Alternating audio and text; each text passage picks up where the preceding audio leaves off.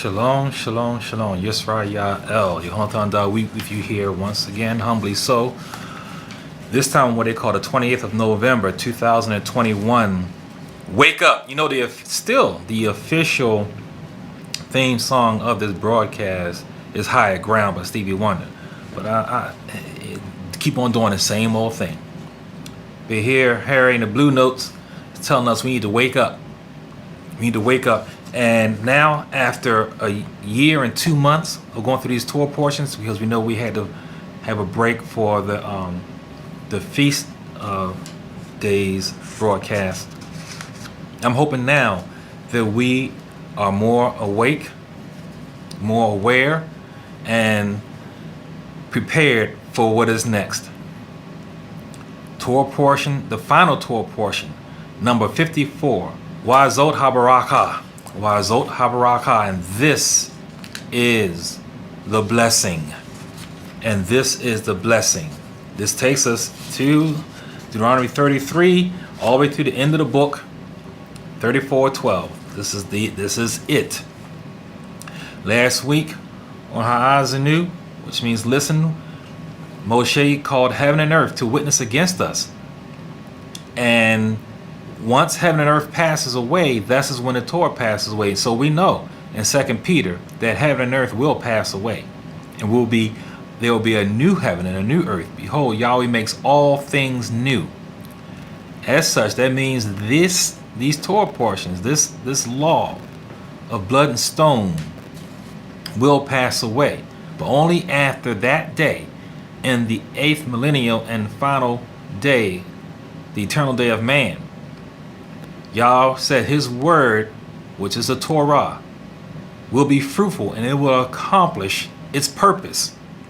Yahweh does not speak void words. When he speaks, things happen. In chapter 32, verse 3, Moshe says, I proclaim the name of Yahweh. He did not say Hashem, which you heard in the previous broadcast. He did not say Buddha, Krishna, Har, none of that, Jehovah. He proclaimed the name of Yahweh. Get it. 1 Peter says that this name is a stumbling block and a rock of offense, but only to the disobedient. Two people can read the same thing, and this rock, one person can stand on as a foundation, another person will stumble and fall. In verse 8, we see that how important we are. And I keep emphasizing, even on weekly, we need to understand how important we are. We don't understand how much Yahweh loves us and how really the whole world revolves around Yahweh's revelation through us. But we know that after the Tower of Babel, Yahweh divided the peoples into 70 nations, 70 different tongues, all variations of Ibarit. Lashon HaKodesh, the language of creation, Hebrew. And why 70? Well, because Jacob entered Misraim, Egypt, with 70 souls. So one language for each soul of Yahweh's covenant peoples. He only covenanted with us. Anything he had to say, he said it through us. And here, today, I am giving this word, and this language is not one of the original 70. So this language is really way back. It's the garbage. We're at the end. In verses 16 to 18 last week, we see that Yahweh said that we were going to be serving new gods, gods that our forefathers never knew.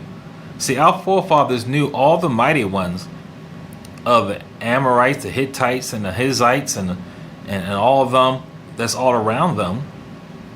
But today, we're serving the Lord God, Jehovah, Jesus Christ. These are new. So Yahweh knows what he's saying. They never heard of these gods. And that's what we're doing now. Over here in Babylon, in slavery, serving gods. Lord God, Jehovah, Jesus Christ, Buddha, Allah. Lord God, Baal, Tamar, LGBT, yes. Now, what it is that the first Adam failed to do what only the second Adam could do. He was not deceived. He followed Eve voluntarily for the purpose of bringing her back to the garden, of redeeming her. But he could not do this. Yahushua, the second Adam, is the only one that could do it, and he did it. Last week we talked about discernment and understanding patterns. How can someone not hear the same thing over and over and over again and not get the clue? Moshe says things over and over again, such as understand, shema, see, hear, listen. He talked about the bikurim. That was the offering, the last offering given on Shemini Ezeret, the last great day, the last feast day, the last day of the year. You give the bikurim offering. And what do we do before we give the bikurim offering? We give a brief recital to the priest of our history. Is that a random edict, a random order, a random law, or does Yahweh says, know your history? Because if you know your history, you can conduct yourself aright according to your history. Because we did not follow this commandment, we have lost our history, and we, to this day, as I speak, do not know that we open up the so-called Bible, it is us who it is speaking of. It is your history book. But you have been distracted by the Erev Ravs giving you black history and Quans and all other kind of things that are not in the Torah. You have never been described by Yahweh as a people, as a black people. And black history is not your history. You're Hebrew. Be that as may, Yahweh says that vengeance is his.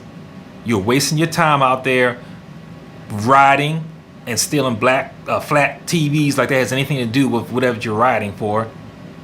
Being a vigilante and all these things, you're not righteous. Not enough.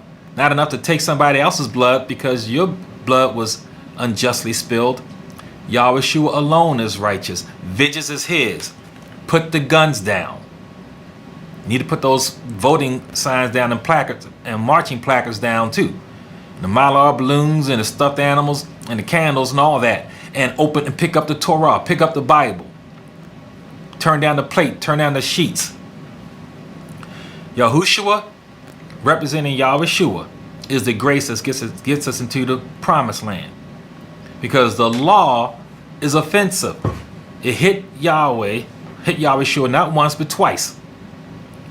And it did not honor Yahweh. The law, Moshe. And he said it over and over again why he couldn't get into the land. He said, because Yahweh says, because you did not honor me. Are we getting it? It's not just about Yahweh saying you did not. It's not superficial as we think. This was the time for Moshe to reveal their salvation, which was Yahushua, and he didn't. And not only did he hit him in the one cheek, he hit him twice. The rock is Yahushua. Yahushua did give the water anyway. But the law, Moshe, the lawgiver, offended grace, Yahushua, the rock of our salvation.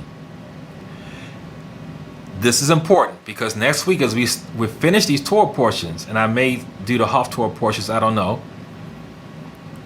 But we're going to have people thinking they're going to get into the Holy Land offending Yahweh with 613 commandments. Because they are an object of jealousy, Ezekiel tells us in Ezekiel 8. And then all throughout the book. The law's purpose. Let's go ahead and read what the purpose of this, one of the main purpose of the law. Let's go to Romans 3:19. It's so plain and simple and clear. But see, we like things complicated. Lies are complicated. Truth is simple and plain. And that's the problem. When somebody is giving you something simple, we stumble and we stutter. Romans 3:19. And it reads, now we know that whatever the law says, it says to those who are under the law, that every mouth may be stopped, and all the world may become guilty before Yahweh. See, the 613, when you put up against your resume in the last day, the day of judgment or grace, it's going to fall short. Your resume is not going to match up to the 613.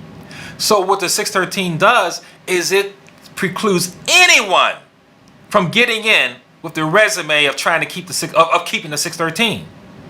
As such, when we start talking about Daniel, Revelations in these last days next week, you're going to have to realize that the law that we've been just learning, but I've been giving it to you in a spiritual and righteous manner, not in terms of how you have to keep it line, dot, and tittle. It is an object of jealousy for Yahweh. It is not the roadmap on how to get into the kingdom. Otherwise, Moshe would have got in. See, as long as Moshe lives, there's no faith, because the law is your righteousness. You don't need faith. Moshe had to die so people can start living by faith and not by the law.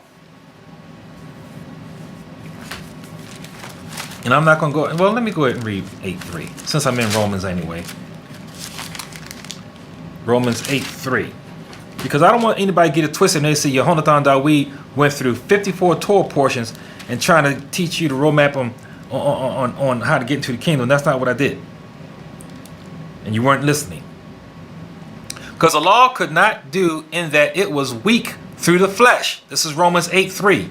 The law was, what the law could not do because it was being done through weak flesh. So you're not going to be able to give your resume to Yahweh in the last day. Yahweh did not, Yahweh did by sending his own son, Yahushua, who is the law. He's the only one that keeps the 613 perfectly without sinning. In the likeness of sinful flesh, in the likeness of what I look like, what you look like.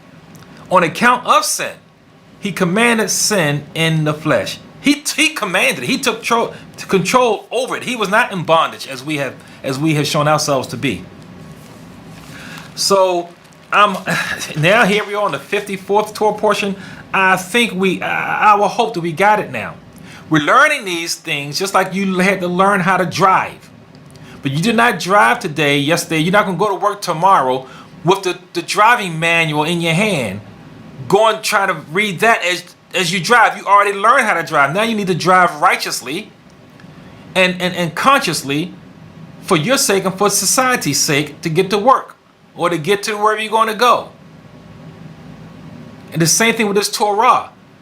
It needs to be in your heart to live out righteously, to do what you got to do, which is to be fruitful in Yahweh. So today, we find that Moshe is going to give us the farewell blessing to the 12 tribes, and then there's death. Death to the Torah. Death to Moshe, the lawgiver. The law, which is instructions. And it might be a less harsh word if we just kept changing the word from law to instructions. You're not going to be offended if somebody says they're trying to give you instructions. And why is this called Zot Haberachah? Because once again, we read things and don't even pay attention. But remember, when we go back to Deuteronomy 27, everybody knows about Deuteronomy 28, about the curses. But in Deuteronomy 27, when from Mount Ebal and Gerizim, when Moshe had the tribes up, divided up, and we had to pronounce the blessings and the curses from there. But all we heard, go back, Deuteronomy 27, verses 11 through 26, was 12 curses. Most of them moral curses. And what happened to the blessings? Moshe sent 6 tribes to Mount Ebal and 6 to Gerizim for the curses on one side and the blessings on the other. We never heard the blessings. But you missed that, didn't you? Well, here they are right here. Now, that's why he says, and this is the blessing. This is the blessing. Now, going into these Torah portions, even before, I got to say, this has been a massive undertaking. A massive undertaking. And I hope you appreciate, and Yahweh, I pray that you brought me to give this to your children, to your people, to those who have an ear to hear as you give it to me. That they receive it and grow. And may their roots grow down strong. And may their shoots grow up strong and may be fruitful, dear Yahweh, in this word, in this Torah, this instructions of your son. And it's all about your son. Because in all the book, it speaks to him. It speaks to him. See, on Yahweh for Christians, we don't focus on whatever it's the hot thing to talk about. Because if you think about it, if I focus on that, you have an innumerable amount of people out there in the social media, in the radio, and everywhere, TV, talking about whatever's going on now, the current events. But if you could play it back a year from now, 2 years from now, even a month from now, it's outdated. Any of these broadcasts I give are current. And matter of fact, they're more than current, they're futuristic. Because it's about the eternal Yahushua. I don't give no outdated messages. So I'm not going to be caught up in the times of who to vote for now and what's going on now with the latest pandemic and whatever. It's about this word because you're living now to live again. Chapter 33, verse 1. Why Zot? And this is. He repeats it over and over again. Moshe is identified as the Man of Elohim. He is the Man of Elohim. He directly went to Yahweh. No other person on the earth had authority and rights to walk up on Yahweh. If Yahweh wanted you to know anything or hear anything, well, first of all, we're talking about the prophets, not you. Abraham, Isaac, Jacob, Isaiah, Jeremiah, Ezekiel, Elijah, Dawid, the 12 apostles. Anybody, he went to them in the night vision, in a dream. He went to them. They could not just summon Yahweh. They couldn't do it. Only Moshe could just walk up to Yahweh. He was the oracle. And here in Deuteronomy, he is speaking as the greatest of all prophets, not the oracle. But he is kept out of the promised land, instigated by us. But on this last day, just like Yahushua, he don't go out blasting and cussing. He leaves out giving a blessing, like Yahushua did. He says, forgive them, for they do not know what they're doing.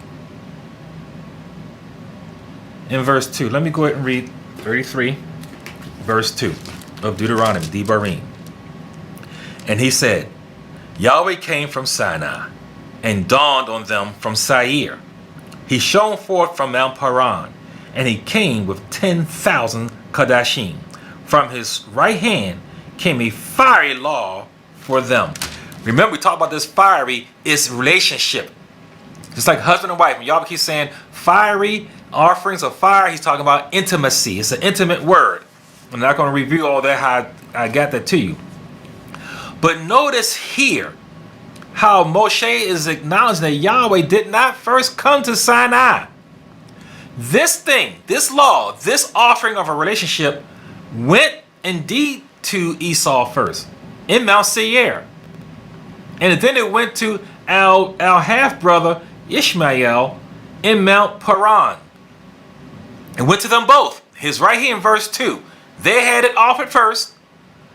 Y'all already knew what they was going to do. But this is to shut their mouth, say, listen, don't you hate your brother here. Because he's the only one that accepted. See, Esau and Ishmael have bloody history. They have a bloodthirsty lifestyle and a lifestyle of thievery. And they would not be able, they did not want no Torah. They didn't want the 613 because it forbade that kind of living. And this is why they did not receive it. Only Jacob, only Yisrael received this. Esau, his brother Esau, big brother Esau wouldn't take it. His half-brother Ishmael would not take it because it precludes their lifestyle. Genesis 27:40, talking about Esau, he says, by the sword you will live. Esau is to live by the sword. That's in Genesis 27:40. How about your half-brother? Genesis 16:12, talking about Ishmael, he says, wild man, he's a wild man against every man, and every man will be against him. You see why they didn't want the Torah? You think that they would take the Torah and live and try to live by it? But how about Jacob in Genesis 25:27? He is described as a mild man. The Hebrew word is tom. It means complete and pious. Esau and Ishmael was not described as such. They're described as wild men living by the sword, thievery, while Jacob is gentle, perfect, plain, undefiled, upright. This is the true Hebrew. And this is the kind of man that could receive the Torah and accept it and live by it. Malachi 1, this is why Yahweh says in Malachi 1, I'm going to go ahead and read it. Everybody knows it very well.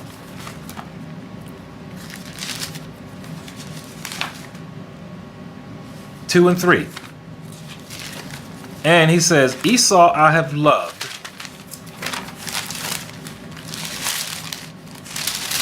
Let's go ahead and Malachi, I wasn't originally going to read it, but I'm going to go ahead and read it straight out from the book. I have loved you, says Yahweh.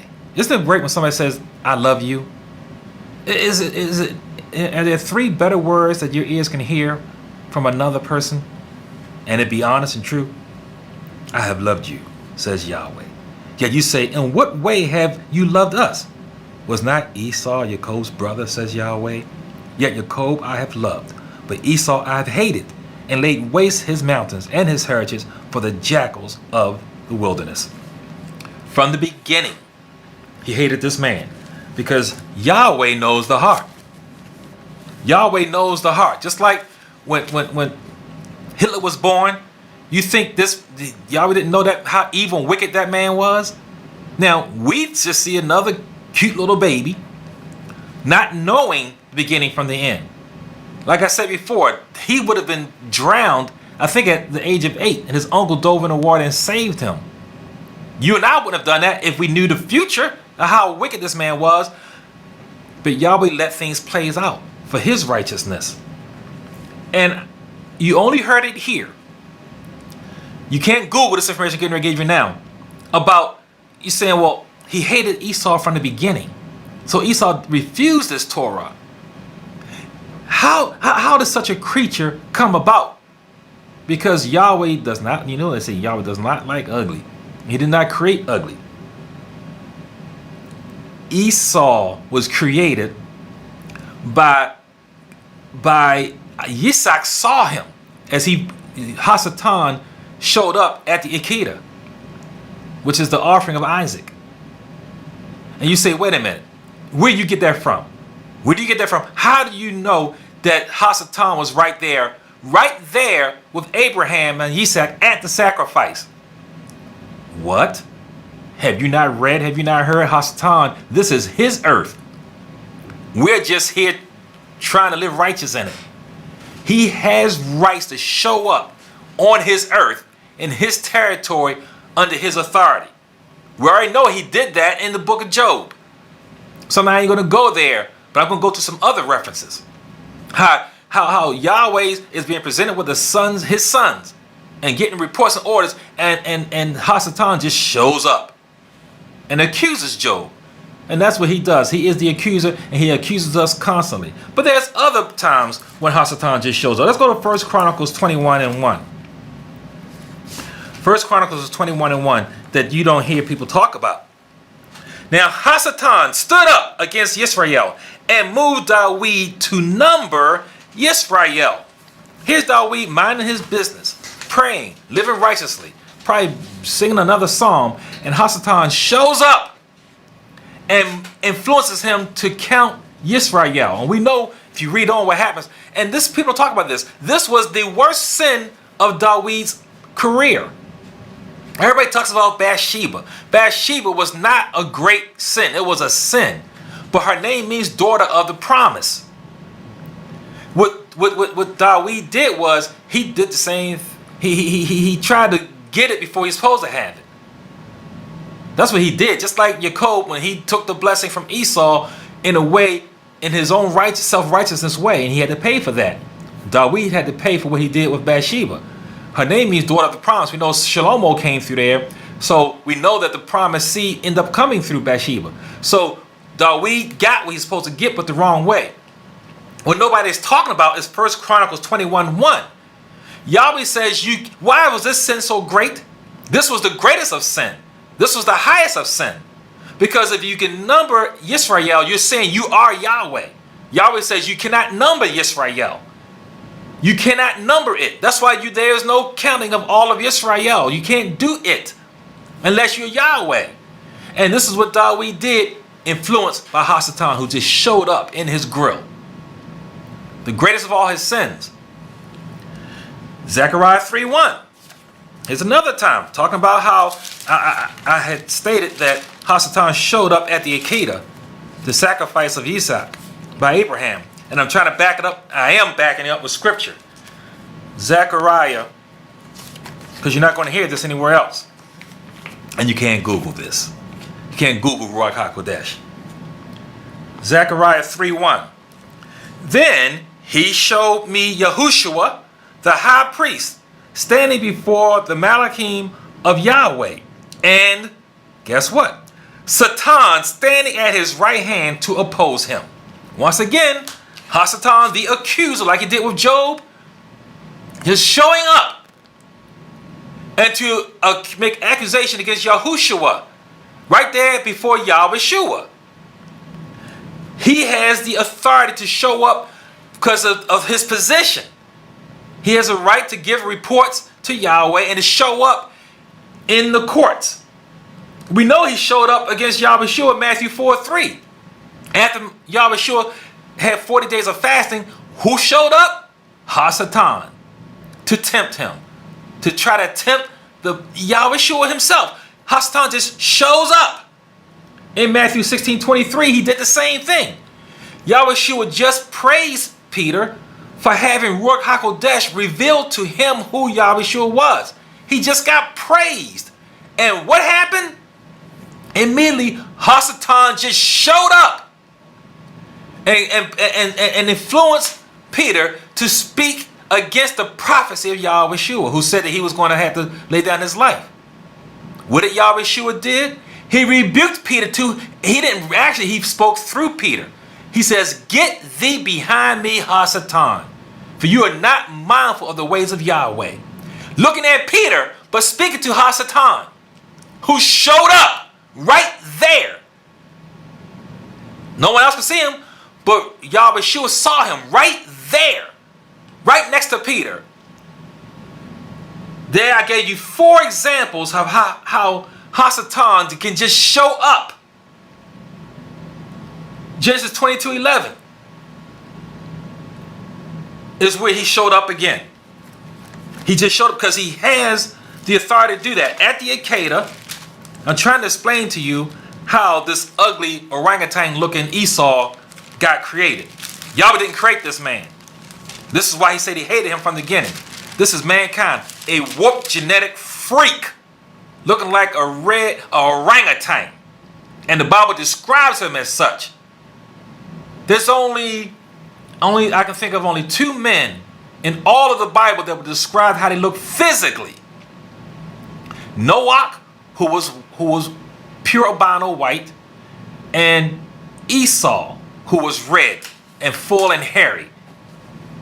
So in Genesis 22:11, but the Malachim of Yahweh called to him from heaven and said, "Abraham, Abraham." So he said, "Here am I." And that's when you know that Yahushua kept Abraham from sacrificing his son Isaac. Would I contend, based on the scriptures I gave before this, that also there was Hasatan. Matter of fact, along the whole route from the time Abraham woke up early that morning, Hasatan was there trying to keep Abraham, trying to influence Abraham from the whole time, the whole trip, the whole journey. Now here he is making his last ditch effort, just like he did with Yahushua on the tree. "If you be the son of Yahweh, get down from that tree and we'll believe you. Save yourself and us too." From the very end, he showed up right there. At the end, he's always there accusing and trying to influence for evil. He did not want that sacrifice to go through, and he showed up and he frightened Isaac. Isaac saw him at the left shoulder of his father Abraham. Yahushua was on the right, and he's the one that spoke and stopped Abraham from slaying his son. His eyes saw the devil himself, and it frightened him to his genes. It frightened, and now more scripture. We know that by beholding are we changed. What does Shaul say in 1 Corinthians 15 and 52, and also 2 Corinthians 3:18? How we are going to be new and new creatures by what we see. What are we going to see? The very face of Yahushua. And we will be changed. We will be like him as he is. Why? Because we see him. See, seeing things give you a genetic change. We know that's a scientific fact. This is what Yaakov did in Genesis 37 to 39. When he got more speckled and spotted sheep by what they saw, what he placed before their eyes while they were eating and while they were mating. He changed what the female sheep saw as the rams were mating with them. It made a genetic change. This is why David says in Psalm 101 verse 3, I will set no wicked thing before my eyes. Because David was pure in heart and loved and boiled with zeal for Yahweh. So he didn't set wicked things before his eyes because he didn't want to be genetically changed by it. So I am in great standing here with all these scriptures that Isaac saw the devil. And in seeing the devil, there was genetic change in him that produced Esau when he finally had his children. There was genetic change, and we know that out of our forefathers, he's the only one that went blind. Isaac went blind eventually. He began getting blind right there. He was about 30 years old when he was at the Akedah. He was about 30 years old when at the sacrifice. That didn't happen. Just like Yahushua, but it did happen with Yahushua. Yahweh went on through with the sacrifice. He went on through with his son. The second Adam did what the first Adam couldn't do. So we see that by the time he was to give the blessing to Isaac and to Jacob and Esau, he was blind. Blind, it started right there on the altar. And what came into him was a warped gene that to this day is trying to mix with the pure gene of Jacob. That's why the Bible says he was Tom. He was pure and perfect, undefiled. But Esau was defiled. That was a warped gene. And this is why Yahweh hated him from the beginning. Because this was not his seed. The devil has a seed, and he put that seed in Isaac with his ugly face. His ugly face looking like Yahudah. And that's what he looked like, Yahudah. That's why they get those. Listen to those movies. That's why they gave him the name Yahudah. Yahudah is hand. Hand is the covenant. And the Hasatan has a covenant with Esau. Yahudah has a covenant with Esau. To this day, causing you hell. To this day, outside my window, stealing intellectual property and spying on me. To this day, because I call them out as the Erev Rav. There's only about 1,000 of them, 1,200 of them in the world, controlling every damned thing that happens on this earth. About 1,000 to 1,200 of them. We're not and I want to make it this clear. We're not talking about Jews. See, this is why the Erev Rav hates me. Because I don't teach hate the white man, hate the Jew man, hate this man. Because I teach the truth. Because I know those are distractions for immature so-called teachers and preachers who are not even imaginative in the narrative of who the enemy is. Don't even know who the enemy is. You go ahead and he loves it when you point to the Jew. Oh yes, the Jew is he is benefiting. He is getting benefit. The white man is benefiting. They are benefiting, but they are puppets nonetheless. They're just better served puppets than you. You're on the bottom. The Hebrew is supposed to be last because Yahushua says he's gonna make the last first. He ain't say I'm gonna make the next to the last first or the 50th first. He said the last first. He ain't gonna say he ain't make the 70th first. So Yahushua must come to redeem his, and his children are last. They're at the end. And he makes us first. So we must be trampled upon, like Daniel says in Daniel 12. We must be made like dust. And he's doing it through, Satan has a seed. We learned that in the beginning of Genesis. The woman's seed not seeds, and Hasatan, the serpent's seed, and his seed is the Erev Rav created, who covenanted with Esau. That's what Yada means. He covenanted with him because he knew that he was not going to get his blessing back from Yahweh. So he went on, just like you saw in 300. Just like you saw in 300, when the little ugly thing couldn't be joined in with the 300 group, and he made a covenant with the devil for a short time trinkets, so he can be a warrior. He can get this short-term blessing, and the Erev Rav getting the blessings to this day of the earth. They own and run every damned thing, and he can have it. It's his, and he has a right to show up and do what the hell he wants. But the end of his world, like Ezra tells us, is the beginning of ours. The end of Esau's world is the beginning of Jacob's world. Tune in to Yahweh for Christians on the famous WFER 1590 AM Sundays 1 to 2, so you can learn something. Because the things this brother's dropping, you do not hear it. You do not know this unless you tune in here. Because you can't Google. See, babies Google and babies babble. You ain't getting none of that here. So we find that Yahweh loves us, he says. He loves us. He loves us when we humble ourselves and lay at his feet to hear his word. His word is fruitful in life. Cling to him. Learn. Like he says, Shema, this word. You have to hear it. When you read it, speak it so your ears can hear, because hearing increases your faith. Hearing, the eyes and hearing, everybody, they have a different job. Put good things before your eyes and you follow that. Hear good things and you increase your faith. Increase your faith. Hear this word and you will learn it. Esau is trying to get in by doing it, because he's in fear. But there's no fear in love. You love Yahweh and you are fearless.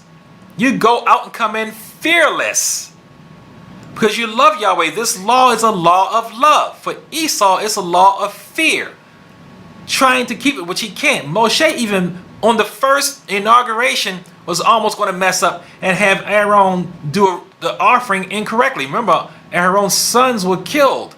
So he was technically in mourning, but he could not mourn by doing the offering. So it was a different way of doing it. That's a whole nother thing, but I gave more detail about it at that time. It cannot be done. And then so we go on to these blessings. There's actually one blessing for each tribe. In verse 5, we are called Yeshurun. Yeshurun means upright. This is the ideal Yisrael. Ideally, we are Yeshurun, upright. And it's good to be blessed and gaining and increasing, but it's not good to be appreciative and thankful. So we got fat and obese. Well, you know, you're fat and full of blessings, but in the meantime, you need to be humble and meek with it. This is why Yahweh says only the meek will inherit the earth. There's no such thing as a proud person being saved. Yahweh resists the proud. You have all these blessings. You have the power of Yahweh at your mouth to have authority, to bring down strongholds. You have untold power. You are the only one that Yahweh spoke to. He only covenanted with you. You ought to be strong and proud and happy, and with that have the wisdom of humility, because you were chosen above all nations. He has known no other. That alone should cause you to be meek and say, wow, who am I for you to be mindful of me? To give me this kind of authority and power that had the world shaking. One man with a few humble followers shaking the world, got the Erev Rav shaking in their fearful ugliness. The two sticks unite. Yisrael, the two sticks unite. Verse 5, this alludes to that. In verse 6, he says, Reuben will live and not die. This is the first of the blessing. He will live and not die. And this reminds me of Psalm 118, 17 to 19, when Dawid says that I will not die but live. He's chastened but not to death. Open the gates that the righteous will come in. So yes, Reuben did do wrong by exposing his father's couch. But he did truly repent. If you look at the testament of Reuben, he was sincere. He did teshuvah in his heart. He was chastened but not to death. Let's read verse 7. Let's go ahead and read verse 7 of 33. And he said to Yahudah, this is Yahudah's blessing. Now, why was Yahudah second? We're going to talk about that. Reuben is not Yahudah is not the second son, but he gets the second blessing after Reuben. And it reads, Hear Yahweh, the voice of Yahudah, and bring him to his people. Let his hands be sufficient for him, and may you be a help against his enemies. So Yahudah is given the blessing here, and Moshe says, hear the sound. The sound. Remember, faith is increased by hearing. Throughout the New Testament, when you hear Yahushua speaking, he says, and he shouted. He gave a shout and he cried. This is the Yahudah yell. It's a unique yell. It's an earth-shattering, powerful voice. It's a voice of movement and power. And this voice is to be heard from Yahudah, who has a unique shout. And it's a war cry. And it's a cry to Yah. And it's a powerful one. And it is the one that's going to unite the two sticks. And our adversary, his adversary, is it Egypt? The bondage? We break out of bondage. We break out of bondage. The Erev Rav wants to keep you in bondage. They want you that they praise. And they praise and lift up Egypt. Because Egypt does not claim to be the chosen ones. Because Pharaoh was created and given to Egypt as their leader to put us in bondage. And Yahudah is the one that gets us released. What was the blessing that his father gave him in Genesis 49? Remember, all the blessings were already given to the brothers in Genesis 49. Jacob said of Yahudah, your brothers praise you. You, may the yoke of your enemies be on them. You are as a lion, and the scepter will not pass from you until Shiloh comes. Well, indeed, Shiloh, Yahushua, has come. But it says that all the people will obey him, and we will do that in the millennial kingdom. Genesis 49 and 7, I'm going to read that specifically. 49 and 7. This is when Jacob gave the blessing to his sons. Cursed be the anger, for it is fierce. Because this, reason why I wanted this, because we want to know what happened to Simeon and Levi. Why was they not listed next? Cursed be their anger, this is of Simeon and Levi, for what they did at Shechem, because it is fierce, and their wrath, for it is cruel. I will divide them in Jacob, and scatter them in Israel. So we see it's not that they are forgotten. Simeon's land, if you look at the map and the dividing of the land and how it was proportioned out, Simeon's land is like a donut. It's a circle right in the center of Yahudah's land. So it's like a tire. The whole rim around is Yahudah, and in the center is Simeon. So this is what Jacob is prophesying. He says that he will divide them in Jacob and scatter them in Israel. So Simeon, when the blessing is given of Yahudah, is really including Simeon because of the land. And we know Levi has no land. Levi, as the priest, is not given any land.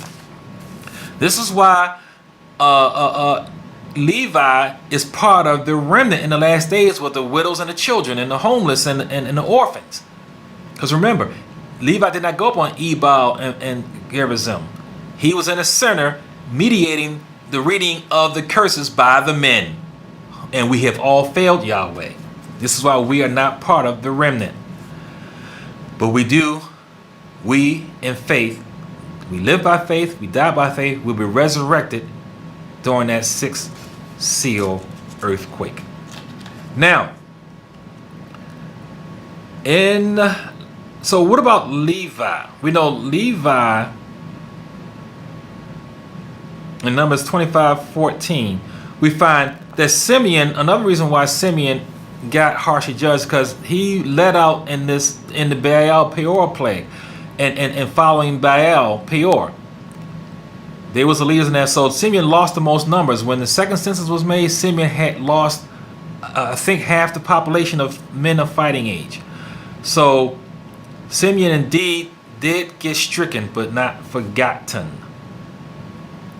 And we find again, in continuing with Levi in verses 8 through 11, that Levi is one who's supposed to teach us. But Levi's job is to teach us the legal Torah. Remember, you still need to learn legally how to drive, but then you're not going to carry that driver's manual around when you do get your license to drive. So we still needed Levi to legally teach us this word. And I spent 14 months giving you the teachings of it. And you are held accountable for it. But it is for us to receive in the heart. We see now that Levi is not thriving because where is the temple? We have no temple.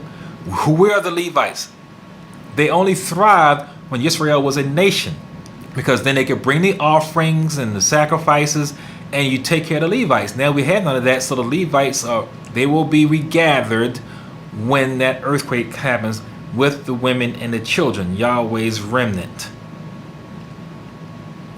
So Jacob said in Genesis 49:6 he was not going to enter his counsel into Simeon and Levi because what they did at Shechem. He did not approve of that, what they did. That's once again what Jacob did when he took matters in his own hand and taken his brother's blessing.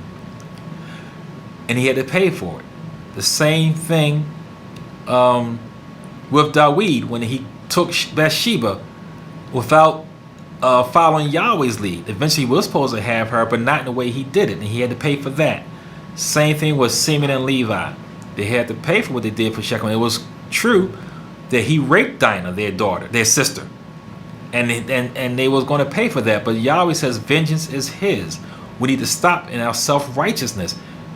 Who among us is even 1,000th as righteous as Simeon or Levi? Yet, even as righteous as they were wrong. In verse 12 talks about Benjamin. And the order in this, I'm not going to have time to even go in there, but the order is not the same, and there's a reason for that. But anyway, think about Benjamin. He is the only one that was born in the Holy Land. The rest of us was born in Aram. He's the only one that was born in the Holy Land, and the only one that had nothing to do with Yusuf's supposed death. He had nothing to do with that. He had nothing to do with that. He was still home at his mother's skirts. So he was the only one born in the Holy Land, and the only one that had nothing to do with the imprisonment of Yusuf and the tricking of his father. So that's two special things that Yahweh remembers. So as such, we find that the temple, the first one, is kept in his land for 200 years before he goes to his permanent place. In Genesis 49, Jacob says that he's a ravenous wolf and will devour the prey by night and divide the spoil by day. Now, in verses 13 to 17, we find that really Yusuf is the father of all the northern tribes, and this is where all the evil kings come from. But we find this is why Yahushua says he only came to the lost tribe of Israel. He only came for us. He didn't come for Yahudah. He didn't even come for Benjamin, who stayed right around that area. And we know the Levites didn't have a land portion. He only came for us. This is another thing. We have a common misconception, even I did for a long time, about Africans. You are not African. Your history is not African. Hebrew and African is two different things. And that's where another thing that Error's Rob gets us mixed up together. It gets us misidentifying ourselves, misaligning ourselves. The worst things that ever happened to me and my family, my wife and all of us, has been had by Africans, by so-called black people, supposed to be my brother, my sister. The worst things that ever happened to me came from those who look like me. We need to realize that we are Hebrew and not African. It's a big difference. Yahushua came to save the Hebrews, not the Africans. Yahudah that we here, Yahweh for Christians, on the famous 1590 WFBR. And by the way, we are at T minus 139 to Pesach. T minus 139. Zebulun gets their blessing in 18 and 19. How much time I got left? 6 minutes. Okay, so I'm running out of time. And then Zebulun is connected with his brother Issachar, because Issachar is the one that specializes in Torah study, and his brother Zebulun helps support him. We know that all of Israel looked to Issachar to give them guidance on the Hebrew calendar. To go to 1 Chronicles 12 and 32, this is where the Sanhedrin comes from. It comes from Issachar. They're the ones that kept us in line for when to keep the feast days. So I'm going to have to skip through a whole lot of stuff here. In verse 26, again, he calls us Yeshurun, the upright ones. And then 27 to 29, he says, these will stand to bless the people, and these will stand to curse the people. And we never got the blessings. We're getting them today. All these, this Torah portion, Moshe is given the blessings that was not given at Ebal and Gerizim. Because I'm running out of time, I'm going to go all the way down to Isaiah 49, talking about how much Yahweh loves us and how Yahweh is the one who's going to write things. Isaiah, we all know Isaiah 49. I'm going to read it, 22 and 23. Thus says the sovereign Yahweh, behold, I will lift my hand in an oath to the nations and set my standard for the peoples. They will bring your sons in their arms, and your daughters will be carried on their shoulders. Kings will be your foster fathers, and their queens your nursing mothers. They will bow down to you with their faces to the earth and lick up the dust of your feet. Then you will know that I am Yahweh, because they will not be ashamed who wait for me. Who licks the dust? Snakes. You're afraid of snakes? They're going to lick the dust and bow down to you and kiss your feet. Wait on Yahweh. Be of good courage and be good cheer. Wait, I say, on Yahweh. Micah 7, 16 and 7. 7, 16 and 17. The nations will see and be ashamed of all their might. They will put their hand over their mouth. Their ears will be deaf. They will lick the dust like a serpent. They will crawl from their holes like snakes of the earth. They will be afraid of Yahweh Almighty One and will fear because of you. See, the one who crushes the head of Hasatan is not Yahushua. It's us. They are in fear. Fear, like right now, COVID, fear. Don't you live in fear. Go out and in love, in righteousness, because you know this Torah, the love of it, not the fear of it. Reading these scriptures in Isaiah and Micah should give you no fear. Walking strong and proud. You are the people of the book. In verse 5, we see of 34, the last chapter, with the death of the law. And Yahweh himself buried Moshe. Why do you have leaders, Hebrew leaders especially, and those in the Torah movement and the Jews for Jesus, why are you trying to resurrect what Yahweh has buried? He buried the Moshe. He buried the law, and you're still trying to resurrect it in fear.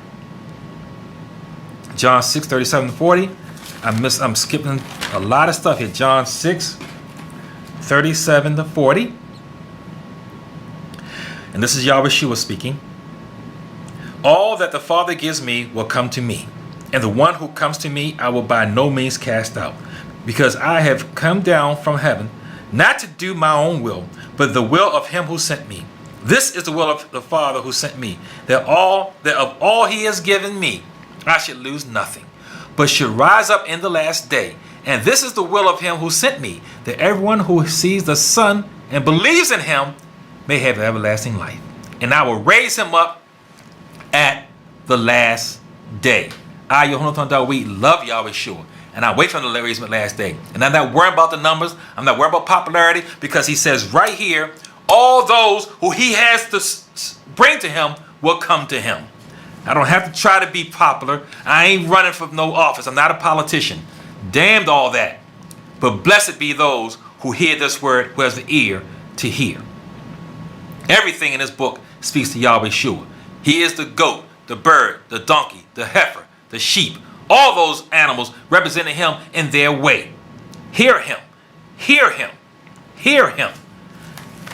In that last verse. So we don't know who finished it off because Moshe was dead, but it had to be sometime later. But in reading this last verse of the final one of the Torah, in verse 12, and by all that mighty power and all the great terror which Moshe performed in the sight of Israel, no one had the miracles like Moshe. No one. And I'm going to talk a little bit about that next week, about these miracles and how they started. Till then, Yahudah we here, Shalom Aleichem, peace be on you.